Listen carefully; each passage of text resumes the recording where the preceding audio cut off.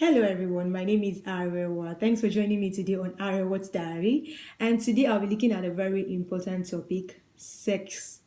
How does sex affect our world today and what is the role of sex in the society today?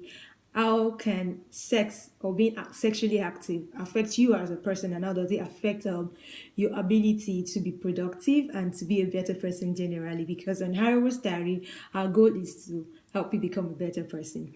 Okay, so this is Arawa's Diary. Thanks for watching. Please, if this is your first time, please hit the subscribe button to get exciting information and inspirational details about how to be a better person. Okay, please like also and like our videos if it really blesses you, and share with your friends. We would love to hear from you. You can drop your comments in the comment box. All right. So today I said we'll be looking at sex and what is sex, what is sexual intercourse, and how does sexual intercourse actually affect our world today, or what are the roles that sex plays in our world today. First of all, I'd like us to be on the same page. I'm talking about sex in terms of the relationship between a man and a woman, like when two adults come together and they make out in terms of they have sex. Okay, I did not say make love because you're going to see that making love is going to get a different definition from me today.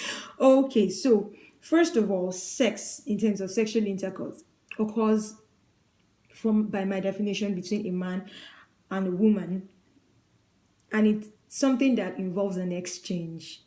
Okay, and this exchange can be based on a connection, or it can be an exchange based on maybe commercial purpose. For example, commercial sex workers, prostitutes having sex. There is no connection. They're just doing it for the money, doing it for to make a living actually. So in that situation, there is no connection. But I'm talking about sex. If, for example, when a man is married to another woman and they have sex, which I also term love making, because they're actually married to each other. In this situation, they are having sex and there is also a connection. Okay, but basically each time there's sexual intercourse, there is an exchange.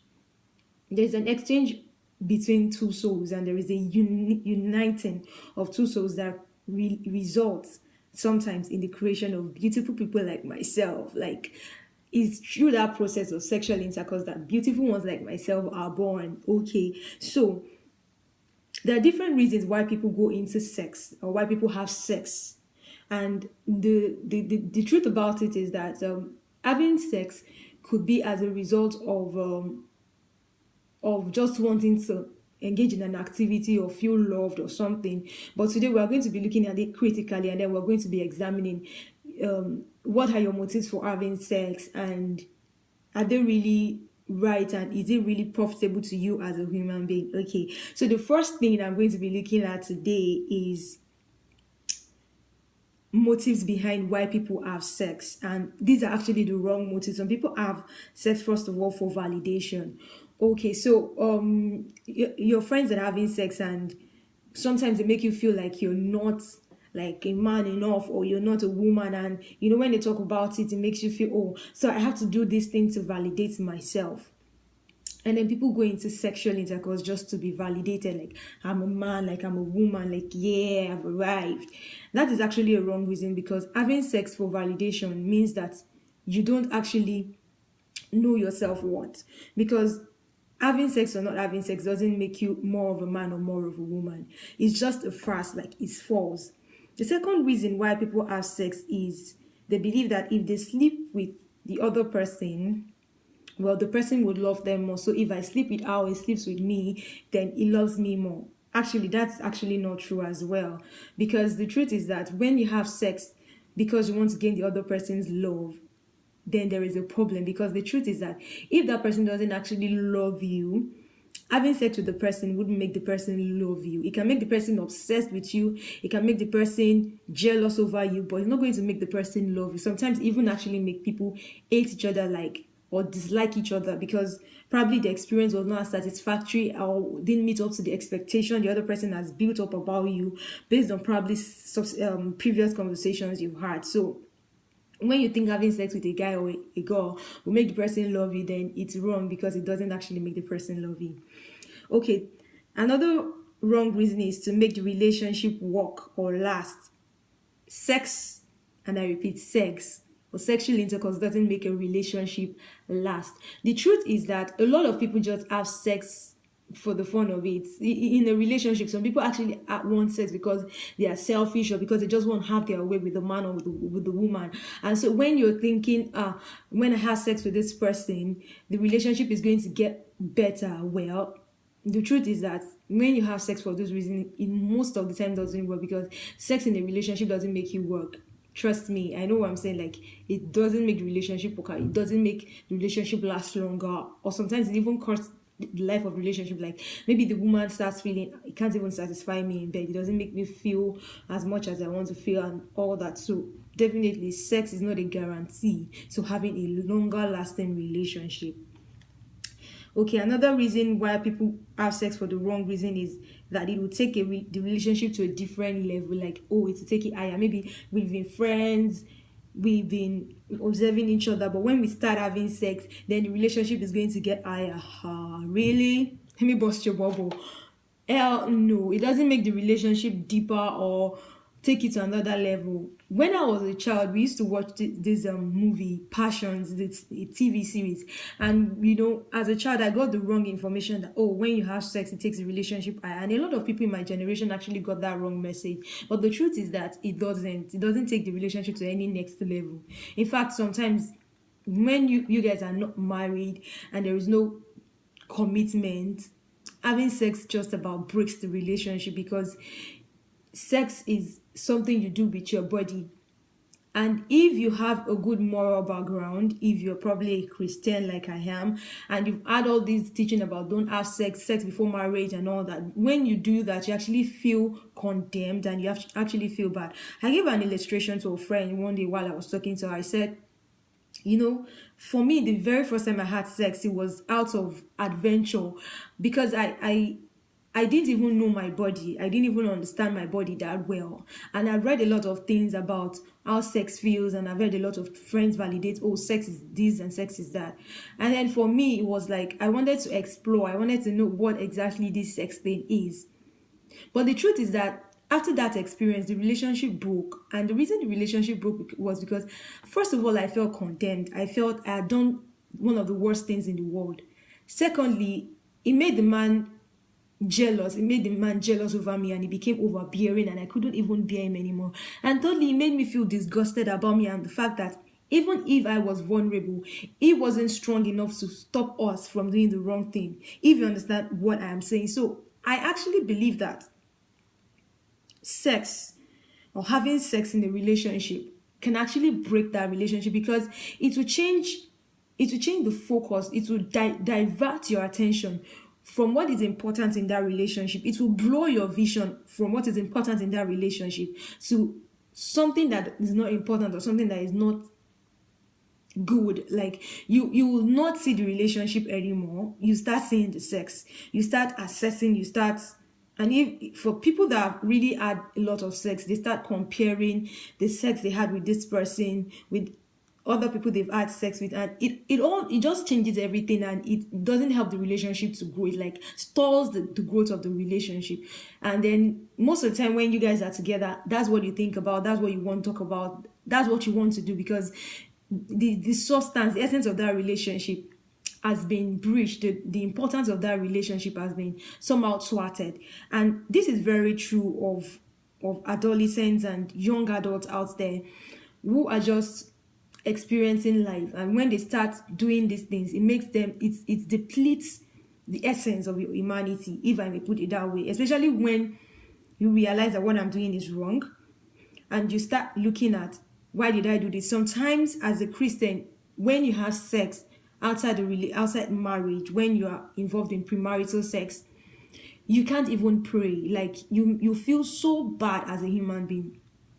I once told a friend, I said, there is a way that emotions, and when you're being tempted to do the wrong things, there is a way it feels. Like, you have those rush in your system, oh, I want to do this, I want to do this. Or like, if you want to steal money, for example, at that point when you're tempted to steal that money, you give yourself all the right reasons why you should. Oh, I could get candy with this, I could buy a new clothes with this, I could do. But immediately you do that for example, have sex successfully, or you steal that money successfully, you realize at that point that you have committed a sin, like this is wrong, and then you start self-condemnation, and then it can lead to depression and a whole lot of things, and it diminishes your self-worth as a human being. So my take on sex before marriage is that it's something we should not do, and it's something that doesn't make us better human beings. It actually depletes our self-worth. Okay, another wrong reason why people have sex, they will say they're having fun, but sometimes it's actually based on covetousness. Especially when a married man looks at another woman, or looks a married woman looks at another man and start lusting after the person, you start converting the person, which is actually wrong, because you're supposed to be devoted to your partner. Now, covetousness is a sin, especially when you become excessive about it, obsessed, and some people can go to the extent of maybe killing the other person's spouse just to have, the spouse, to have the other party to themselves. Now, covetousness is wrong, and it is never a reason like, oh, I want her so bad, I want him so bad. It's actually wrong, and it's something that you should realize. Oh, I'm being covetous. What I'm doing right now, my thoughts right now towards this person is no good. And then you retrace your steps back to where your thoughts should be, and then you're able to move forward. Okay. All right. So in marriage, sex is actually a very beautiful thing. And it's a simple act that even animals could do, like one of our callers on the live show said. And because of the importance of sex in marriage, it actually brings pleasure in marriage. Like, sex is like one of those activities in marriage that when you engage in, you actually feel pleasure from it. You experience pleasure from it. And because you're actually doing it right this time around, it doesn't bring condemnation. Rather, you get satisfaction out of it. Okay, intimacy in partnership is another thing that comes out of sex in marriage. When you're a married couple and you're having sex, because sex is a soul exchange, it's like sharing an intimate part of yourself with each other. It actually helps to foster intimacy in marriage. Another thing sex leads to is procreation. Like I said earlier, is the process where after sex the woman gets pregnant, and beautiful ones like myself just appear, and the mother is like, wow, and the father is like, oh my god. Okay, so sex is actually an act that can be very beautiful when used in the right proportion. I would say that having sex outside marriage is like is abuse. Is abuse, really. Sex abuse. Yes, you can actually abuse sex as an act. Okay, and the last thing I want people to know about sex is that sex is worship.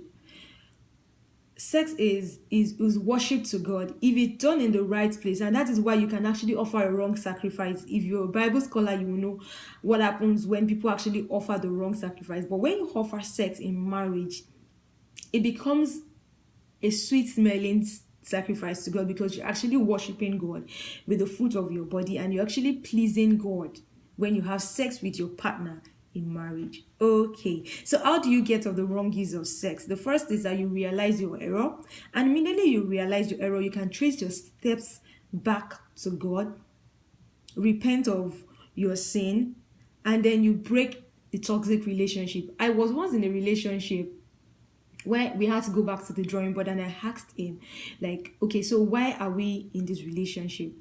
Where is this relationship taking us? And it was like, oh, I don't see my partner in you. I don't see myself getting married to you. And I was like, okay, thank you for being sincere. And that was the last we heard from each other. Okay, that was the last they heard from me, because really, I have never been ready, and I don't think I'll ever be ready to have a relationship where I don't have goals that are set. I want to date you because I want it to lead to marriage. So if from the beginning you don't see your partner in me, then there's no point deceiving ourselves and trying to make it work and all that, because it will lead us to being frustrated. And sometimes when people are sexually active in relationships, they don't even actually get to set their goals right. So once you realize that this is a relationship that is toxic, that has the wrong elements in it, break that relationship. It might be harder for us to do, but you realize that when you have done it, you're able to walk out of that sin, walk out of that mess that is about to your life is about to be dragged into, and then start afresh. Speak to a trusted person, a trusted counselor. Get marital counseling, and then when you get marital counseling, when you actually seek when you seek counseling, rather, especially in this situation, you should seek it from someone that doesn't like know you. Like, just go to a neutral person that would not judge you, a matured person, a counselor, maybe a psychologist, and get a good therapy for your soul. Like, really, just speak to someone that you can speak to freely, that is matured enough not to judge you, to understand you, and that can actually give you advice. And this is where we come in. If you actually want someone to talk to anonymously, and then you just want someone, you have something you want to share, feel free, drop a comment, send me your details. I could actually get across to you, like maybe you DM me your email or something, and then I'll be able to help you. Okay, and then we'll be able to talk and then walk through the process. The truth about people that have had experience, and I have people that are quite experienced in relationship around me, is that when you speak to these people, they are able to understand where you are right now, because some of us have been there, and then we're able to take you through the steps of getting out of it and becoming better. Okay, another thing is to seek to know more of God. The truth is that this universe you see was created by an awesome person, a very awesome personality, God. He loves you so much and he wants you to have a relationship with him. And when you realize your faults, he's always there, like his arms are always open to help you to trace your steps back to him, and to help you to realize that, oh, I've done wrong, I've done myself wrong. Because sex when it's wrongly used, is a sin against your own body. And when you realize that you've actually sinned against your own body, okay, by having sex the wrong way, by making the wrong use of sex as a gift from God, you would have to like forgive yourself, because it's a sin against your own body. It's something that you do that makes you feel bad, that makes you like, you start undervaluing your body, you start being angry with yourself. Like, it's something that affects our body, our soul. And as a result, it's only the creator of this body, the creator of the soul, that can actually help you to get out of that mess you just found yourself in. So what am I saying in essence? When you seek to know God, when you seek to be close to God, is willing and able to help you get out of that situation and give you a new beginning, a new start, a fresh vigor. Like, yay, yes, God is able to do all these things and more, and he's able to give you a new start. And then you're able to start your journey to self-love. And on this note, I'd like to give us a short like self-assessment, kind of an assignment. You could get a pen at this point, okay, to write these points down. You could pause the video and then get a pen and then play to write these things down. What can I do to actually start loving myself, to start appreciating myself? The first thing is, write out 5 things, 10 things that you love about yourself. And when you've itemized these things that you love about yourself, write out the reasons why you love these things about yourself. And then ask yourself, how can my light shine? How can I be a better person? How can I, give love and life to someone out there? And then once you've done that, what do you do what can you do to achieving letting your light shine? Like, you just itemize the things, 5 things that you could do to let your light shine. Now you're going to write out how you can do these things. Like, how can I achieve it? Okay, I want to make people laugh, so how can I do this? Maybe I start a YouTube channel, or maybe I go on Instagram and start putting out my jokes out there. Just write out how you want to achieve these things.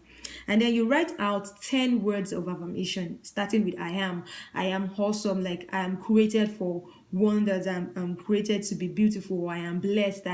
I am God's own handmaid. I am full of life. I am a life giver. I am not depressed. If you're, for example, feeling depressed or feeling less, and you start using the affirmation starting with I am blessed, I am born with the wisdom of God in me, I am the light of the world, I am a city set upon a hill, I cannot be hid. You start saying those right things to yourself. So when you write it down and then you say it to yourself consistently over and over again, to align your soul with it, and then to begin to love yourself for who you truly really are, because you're not what you see, you're what you believe you are, and what you are is inside of you.